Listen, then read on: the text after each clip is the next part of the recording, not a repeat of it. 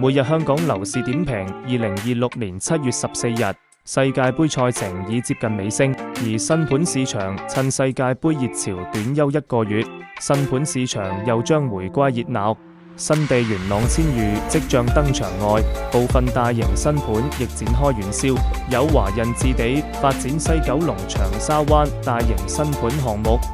昨日正式命名為景 The Sterling。項目屬於繼南昌站會竄後近10年西九龍最大型住宅項目，合共提供約2200伙新盤單位，勢必成為未來新盤市場焦點。前身為長沙灣華潤倉庫碼頭的景，全盤共建有6座住宅，